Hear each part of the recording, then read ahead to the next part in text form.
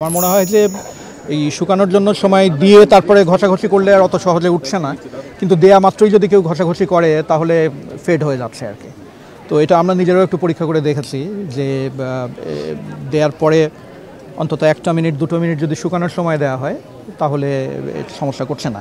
তবে main point সেটা হচ্ছে যে আমরা এটা দিই কেন, আমরা এগুলো দিই হচ্ছে যে কেউ যেন একাধিক ভোট না দিয়ে ফেলতে পারে আর কি। তো আমাদের যেই সিস্টেমে ভোট গ্রহণ চলছে তাতে কালি হচ্ছে একাধিক ভোট আটকানোর অনেকগুলো পন্থার মধ্যে একটা। বাকি পন্থাগুলো এমনভাবে সেট করা আছে যে কালি নিয়ে যেমন আমি একটু দিয়েছিলাম, ঘষাঘষি করেছি, খুব হালকা দিয়েছিলাম, যে বোঝা যাচ্ছে কিন্তু একটু ফেড হয়ে গেছে, এটা সত্য আর কি।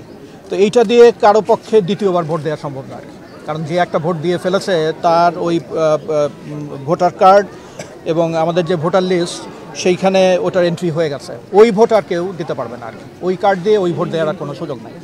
কাজেই কালি নিয়ে যে কথাটা আসছে এটা তো মনে হচ্ছে যে সব জায়গাতেই এই কথাটা আসছে আর কি। তো এইটার জন্য ভোটের যে প্রক্রিয়া, স্বচ্ছতা, সেগুলো ব্যাহত হওয়া কোনো সুযোগ নাই আছে।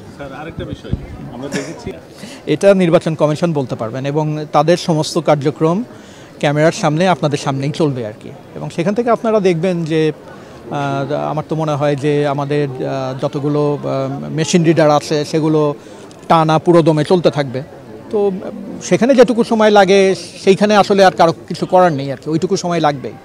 ওনারা 12 থেকে 15 ঘন্টার কথা বলেছেন, ওনারা হিসাব করেই বলেছেন। আমি প্রত্যাশা করি কোনো ধরনের যান্ত্রিক ত্রুটি বা এগুলোর মধ্যে যদি আমরা না পড়ি তাহলে হয়তো ওই সময়ের মধ্যে হয়ে যাবে আর কি। না, আসলে এই ধরনের পরিস্থিতি তো আমরা কেউ প্রত্যাশা করি না আর কি। আমরা চেষ্টা করছি এবং আমাদের 100% কমিটমেন্ট হচ্ছে যে সর্বোচ্চ ট্রান্সপারেন্সি এবং ফেয়ারনেসের ভিতর দিয়ে ইলেকশনটা করা। তো সেটা যদি আমরা করি তাহলে এই ধরনের পরিস্থিতি কেন সৃষ্টি হবে আর কি। বরং আমি এটাই বলবো না, এই কথাটা আসলে আমি বলি, এটা আমি শুনেছি আর কি এবং আমি খোঁজও নিয়েছি আর কি। আসলে ব্যাপারটা হলো কি যে প্রিজাইডিং অফিসারের কাছে ছবিসহ ভোটার তালিকা আছে এবং প্রত্যেকটা কেন্দ্রে অনেক পোলিং এজেন্ট আছে, বিভিন্ন প্যানেলের বিভিন্ন প্রার্থীর পোলিং এজেন্টরা আছে আর কি। তো সেই সমস্ত পোলিং এজেন্টদের এটা তাদেরই দায়িত্ব যে ভোটার লিস্ট কিন্তু অ্যাভেলেবল। প্রার্থীদের উচিত যে তাদের পোলিং এজেন্টের হাতে 1 কপি করে ভোটার লিস্ট ধরিয়ে দেয়া। ওনারা যখন প্রিজাইডিং অফিসারের কাছে চাচ্ছেন, প্রিজাইডিং অফিসার তো তার নিজের লিস্টটা তাদেরকে দিতে পারে না আর কি।